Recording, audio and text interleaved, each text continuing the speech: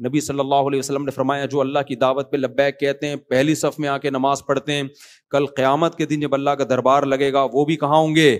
وہ پہلی صف میں ہوں گے، ان کو وہاں بھی پروٹوکول ملے گا. اور جو آخری صف میں ہوں گے وہ وہاں بھی کہاں ہوں گے؟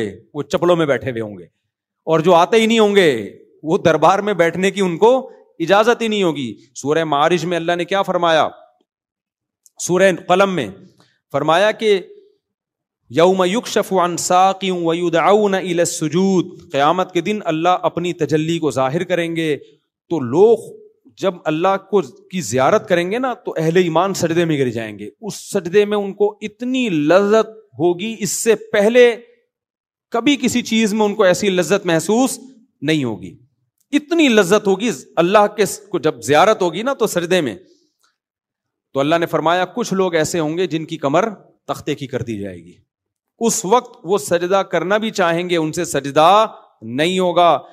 یہ کون لوگ ہوں گے؟ فرمایا کہ یہ وہ لوگ ہیں جن کو دنیا میں سجدے کے لیے بلایا جاتا تھا. وَهُمْ يَسْتَكْبِرُونَ، یہ تکبر کرتے تھے، کہتے تھے ہمارے پاس ٹائم بولو نہیں.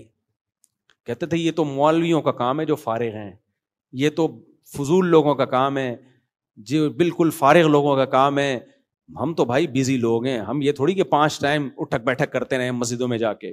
تو اللہ کہیں گے کہ ان کی کمر تختے کی کر دی جائے گی، ان کو سجدے کی توفیق نہیں ملے گی، کیونکہ دنیا میں جب سجدے کے لیے بلایا جاتا تھا یہ تکبر کیا کرتے تھے. آج یہ سجدہ کرنا چاہیں گے لیکن اللہ ان کو سجدے کی توفیق اللہ ان سے چھین لے گا. تو اس لیے اللہ نے کیا فرمایا کہ ایمان والے کی سب سے پہلی علامت کیا ہوتی ہے؟ نماز. سمجھتے ہو کہ نہیں سمجھتے؟